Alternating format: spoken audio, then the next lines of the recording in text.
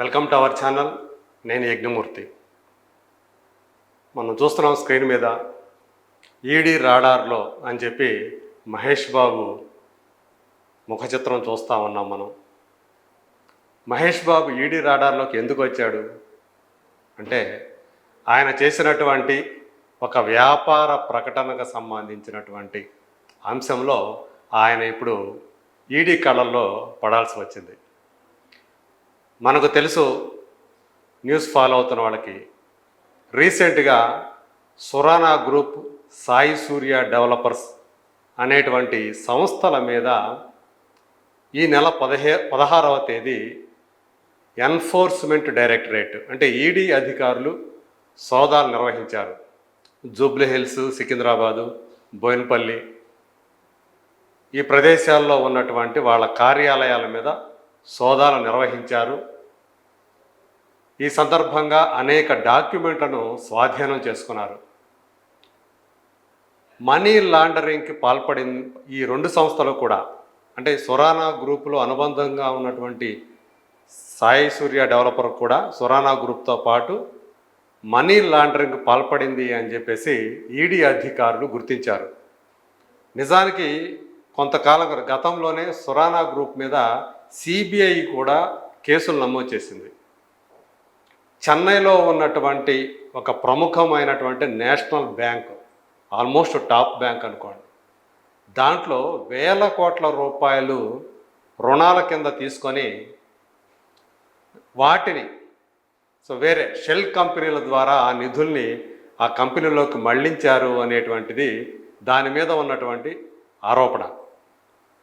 అలాగే ఇప్పుడు దానికి అనుబంధంగా ఉన్నటువంటి సాయి సూర్య డెవలపర్సు షాద్ నగర్లో గ్రీన్ మెడోస్ అని చెప్పేసి ఒక రియల్ ఎస్టేట్ వెంచర్ని వేసింది.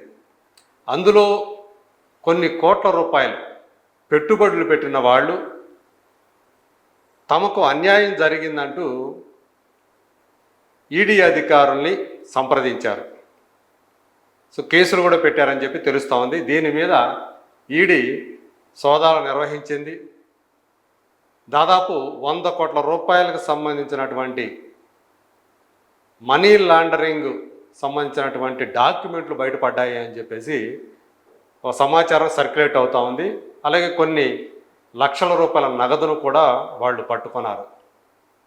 మరి దానికి మహేష్ బాబుకి ఏం సంబంధం అంటే, ఆ సాయి సూర్య డెవలపర్స్కి మహేష్ బాబు బ్రాండ్ అంబాసిడర్గా వ్యవహరించాడు.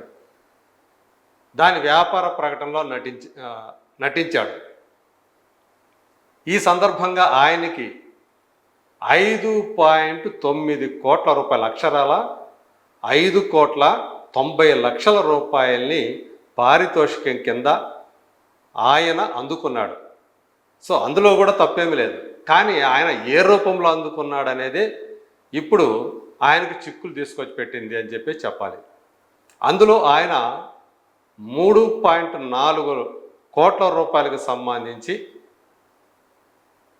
ఆయన అకౌంట్లో ట్రాన్స్ఫర్ అయ్యాయి అమౌంట్. కానీ మరి మిగతా 2.5 కోట్ల రూపాయలకు సంబంధించి మరి అది ఏ రూపంలో జరిగిందంటే అది నగదు రూపంలో జరిగింది అని చెప్పి ఇప్పుడు వార్తలు వస్తున్నాయి. అంటే టోటల్ 5.9 కోట్ల రూపాయలు తీసుకున్నాడు. కానీ అది అధికారికంగా తీసుకుంది మాత్రం, వైట్ రూపంలో తీసుకుంది మాత్రం 3,40,00,000 రూపాయలకే. 2.5 కోట్ల రూపాయలని ఆయన నగదు రూపంలో, అంటే అది బ్లాక్ మనీ రూపంలో వెళ్ళిందనేది ఇప్పుడు ఈడీ అధికారులు గుర్తించినటువంటి సమాచారం. అంటే ఆయన అక్రమ పద్ధతిలో ఆయన తీసుకున్నారు ఆ పారితోషికాన్ని అని చెప్పేసి ఇప్పుడు ఈడీ అధికారులు ఆయనకు నోటీసులు పంపారు మహేష్ బాబుకి.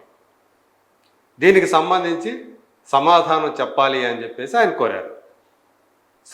ఈ నెల 27వ తేదీ ఆయనకు తమ ముందు హాజరు కావాలని ఆయనకి ఆ నోటీసులు ఇచ్చారు. మరి ఇప్పుడు మహేష్ బాబు చెప్పేటువంటి సమాధానం మీద ఆయనపై తదుపరి చర్యలు అనేవి ఉంటాయి అని చెప్పి తెలుస్తోంది. దీంతో అంటే మహేష్ బాబుకి ఎన్ఫోర్స్మెంట్ డైరెక్టరేట్ నుంచి నోటీసులు అందడం అనేది ఇప్పుడు భారతదేశం కేవలం తెలుగు చలనచిత్ర పరిశ్రమలోనే కాకుండా భారతదేశ చలనచిత్ర పరిశ్రమలోనే కలకలం సృష్టించింది. ఒక సంచలనాత్మకమైనటువంటి వార్త కింద ఇది మారింది.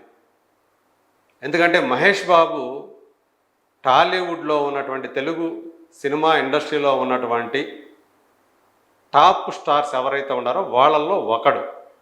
ఇప్పటి వరకు కూడా ఒక్క పాన్ ఇండియా ఫిలిం చేయకపోయినప్పటికీ కూడా కేవలం రీజనల్ ఫిలిమ్స్ తోటే ఆయన టాప్ స్టార్, వాళ్ళ నాన్నగారి నుంచి వచ్చినటువంటి ఆ సూపర్ స్టార్ అనేటువంటి ఆ ట్యాగ్కి సరిపడేటువంటి ఇమేజ్ని ఆయన సంపాదించుకున్నాడు.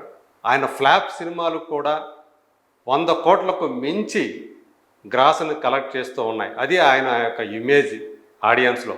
మరి అలాంటి హీరోకి అది కూడా ప్రస్తుతం ఆయన తన 29వ సినిమాని ఎస్ఎస్ రాజమౌళి డైరెక్షన్లో చేస్తూ ఉన్నాడు. అది ఒక గ్లోబ్ ట్రాటింగ్, అంటే లోకాన్ని చుట్టేటువంటి ఒక సాహసవంతుడు, ఒక వీరుడి కథ. అది అమెజాన్ అడవుల నేపథ్యంలో దాన్ని రాజమౌళి చిత్రీకరిస్తున్నాడు. మరి ఆ ప్రాజెక్ట్ ఇవాళ మోస్ట్ యాంటిసిపేటెడ్ ప్రాజెక్టుగా ఇండియాలోనే పేరు తెచ్చుకొని ఉంది. అందరి దృష్టి ఆ సినిమా మీద ఉంది. మరి అలాంటి సినిమాలో ఇప్పుడు యాక్ట్ చేస్తున్నటువంటి మహేష్ బాబు ఈడీ రాడార్లోకి రావటం అనేది నిజంగా ఒక కలకలాన్ని, ఒక సంచలనాన్ని సృష్టించింది అనేది నిజం.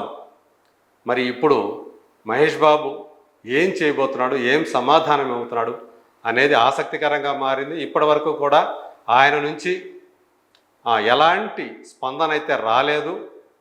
బహుశా ఏదో ఒక, అంటే అతి త్వరలోనే ఆయన నుంచి ఒక ప్రెస్ రిలీజ్ లాంటిది వచ్చే అవకాశాలు ఉంటాయనే దాన్ని కొట్టిపారాయలేం. కానీ ఈ లోపల ఆయన తన లాయర్లను సంప్రదించి, సో ఈడీ అధికారులు వేసేటువంటి వాళ్ళు ఎలాంటి ప్రశ్నలు వేస్తారు, దానికి మనం ఏం సమాధానం చెప్పాలి అనే విషయం మీద ఆయన ఇప్పటికే సమాలోచనలు మొదలుపెట్టి ఉంటారు అన్నట్లుగా కూడా ప్రచారం జరుగుతూ ఉంది. ఇక సాయి సూర్య డెవలపర్సు, సురానా గ్రూపు, వీళ్ళు సో చాలా, అంటే హైదరాబాదులో ఈ రియల్ ఎస్టేట్కి సంబంధించినటువంటి అనేక మోసాలకు, మనీ లాండరింగ్కు పాల్పడ్డారు. అక్రమ పద్ధతుల్లో భూములు స్వాధీనం చేసుకున్నారు, అలాగే అక్రమ పద్ధతుల్లో భూముల్ని అమ్మారు అనేటువంటి ఆరోపణలు కూడా వస్తున్నాయని చెప్పేసి తెలుస్తుంది. ఈ ఆరోపణల నేపథ్యంలోనే వాళ్ళు అటు సిబిఐ రాడార్లో, ఇటు ఈడీ రాడార్లో పడ్డారనేది మనకు అందుతున్నటువంటి సమాచారం. మరి ఇలాంటి ఒక, అంటే ఈడీ ఎన్ఫోర్స్మెంట్ డైరెక్టరేట్ వచ్చిందంటే అది చాలా సీరియస్ కేసు కిందే లెక్క. సరే, మరి ఇప్పుడు అంటే చాలా వరకు ఒక బయటికైతే ఒక చెప్పుకుంటూ ఉంటారు, హీరోలు తీసుకునే పారితోషికాలు, సినిమాలు కానివ్వండి, లేదా వాళ్ళు నటించేటువంటి, వాళ్ళు ఎండార్స్ చేసేటువంటి కంపెనీలకు సంబంధించినటువంటి ఆ వ్యాపార ప్రకటనలో నటించేందుకు కానివ్వండి, వాళ్ళు టోటల్గా మొత్తం వైట్ రూపంలో తీసుకోరు. సగం వైట్ రూపంలో తీసుకుంటే మిగతా సగాన్ని నగదు రూపంలో తీసుకుంటారు. వాటికి లెక్కలు ఉండవు అనేటువంటి ఒక అభిప్రాయం, ఒక నమ్మకం చాలామందిలో ఉంది. అది ఒక బహిరంగ రహస్యం అని కూడా చాలామంది చెప్తూ ఉంటారు.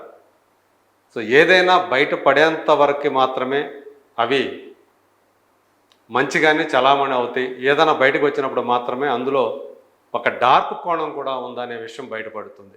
మరి ఇప్పుడు మహేష్ బాబు ఈ ఈడీ నోటీసులకి ఏమని సమాధానం చెప్తారు అనేదే ఇప్పుడు అందరూ కూడా ఆసక్తిగా ఎదురు చూస్తున్నటువంటి విషయం. ఆయన అభిమానులు మాత్రం ఇది తీవ్రంగా కలతబెడుతోంది. తమ హీరో, తమ అభిమాన కథానాయకుడు, తమ ఆరాధ్య కథానాయకుడు ఈ కేసు నుంచి ఏ ఇబ్బంది లేకుండా బయటపడాలని చెప్పేసి వాళ్ళు కోరుకుంటూ ఉన్నారు. మరి తాను తీసుకున్నటువంటి ఆ పారితోషికం మొత్తం దానికి అధికారికంగా లెక్కలు చెప్పారా ఇన్కమ్ ట్యాక్స్ డిపార్ట్మెంట్కి, లేదా అది ఏ రూపంలో ఆ తీసుకున్న అమౌంట్కి ఆయన ఏం సమాధానం చెప్తారు అనేది ఇప్పుడు అత్యంత కీలకమైనటువంటి అంశంగా మారింది. మరి అతి త్వరలోనే మనకి దీనికి సంబంధించిన మహేష్ బాబు నుంచి ఒక ప్రకటన రావచ్చు, లేదా 27వ తేదీ ఈడీ అధికారులకు ఆయన చెప్పేటువంటి అంశాలు ఏదైతే ఉందో, సమాధానాలు ఏదైతే ఉందో వాటి తర్వాతనైనా సరే ఆ సమావేశం తర్వాత అయినా ఆ విచారణ తర్వాత అయినా సరే దీనికి సంబంధించి మహేష్ బాబు ఏంటి ఫర్దర్గా ఆయన మళ్ళీ మరోసారి ఈడీ అధికారుల నుంచి మళ్ళీ తదుపరి విచారణకు మళ్ళీ హాజరయ్యే అవకాశాలు ఉంటాయా లేదా అంతటితో ఆగిపోతుందా అనేది let us wait and see.